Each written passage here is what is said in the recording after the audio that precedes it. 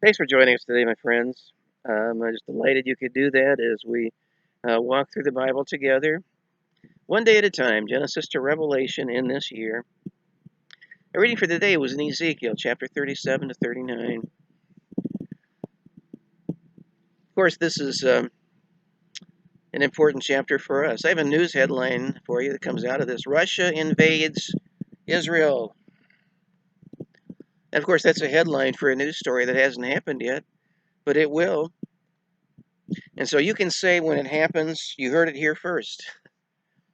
How can I be so sure about that? Well, it's because I've read Ezekiel chapter 38. You see, we find ourselves today in a time of wars and rumors of wars. Ever since February of 2022, Russia has been at war with Ukraine. Israel is at war with Hamas, and now Hezbollah and Iran is right behind. Others are threatening. China seems to be waiting until the U.S. weapons arsenal is depleted and then will attack Taiwan. All of these things, I think, may be a prelude to what we see in Ezekiel chapter 38. This chapter is important because the Bible is a book about Israel. It contains the history of Israel and also prophecy about Israel. One example is Isaiah 66:8. It says, "Who hath heard such a thing? Who hath seen such things? Shall the earth be made to bring forth in one day? Or shall a nation be born at once?"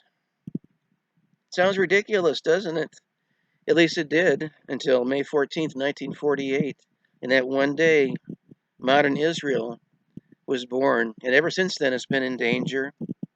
And today, surrounding nations, they're preparing to attack the north of Israel.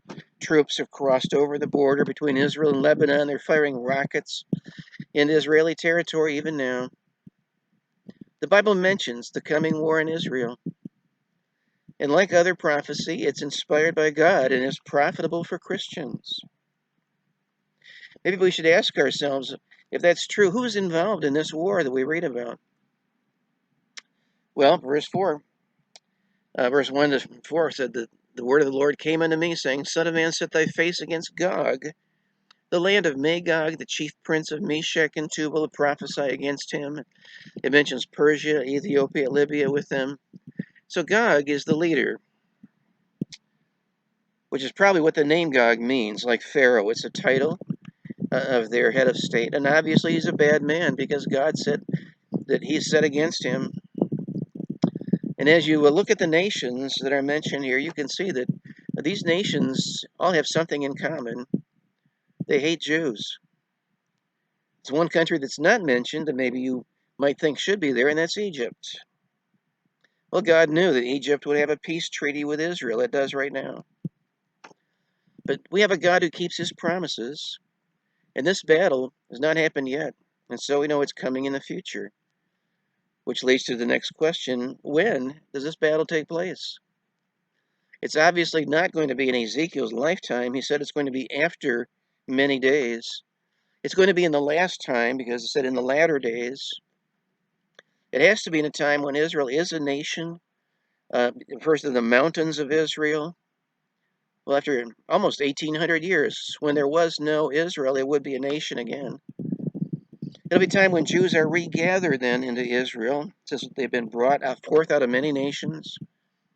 It'll be time of peace and safety for Israel. Unwalled villages are there, them that are at rest, that dwell safely. When has that ever happened in Israel?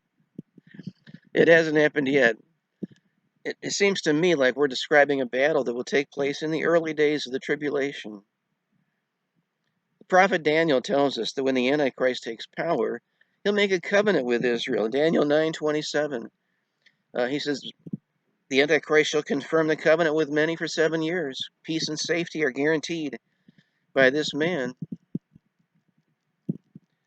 Another question is, why would Russia want to invade Israel? 2 reasons. Number 1, they hate Jews. And number 2, they want the money. There was a time when this land was desolate and nothing grew there. Oh, but those days are long gone. There is irrigation that has caused the land to bloom like a rose. And that land has become wealthy.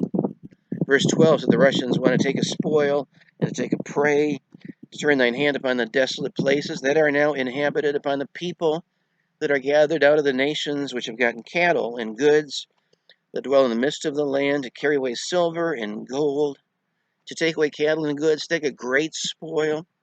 There's even oil that's been discovered in Israel now. It's become wealthy, and other nations want it, including Russia. So who wins this battle? Well, you can guess, can't you? God says in verse 23, thus I will magnify myself and sanctify myself, and I will be known in the eyes of many nations, and they shall know that I am the Lord. When they attack Israel, they'll discover they're attacking God, and God wins. Now, the Antichrist demanded worship as God. He stood in the temple and was telling everybody, worship me, I'm your God. But no, then everyone will know who is the Lord. Time to remember that God is in control of the events of this world is now. History has a destination, and our God will direct the destination of history. God is a sure defense for his people. Fear not, says Jehovah, I'm with thee. The protector of the church, your protector, is not in the favor of kings or in the arms of a warrior. It's in the eternal God who is our refuge. And underneath the everlasting arms, that's where your defense is. That's where your safety is. And even better than that, our Jesus said that this is a time in Luke 21:28. When these things come to pass, then look up, lift up your heads, for your redemption draweth nigh. Our reading for tomorrow is in Ezekiel chapter 40 to chapter 42. Be reading there, and I look forward to being with you again very soon. Have a great day, folks.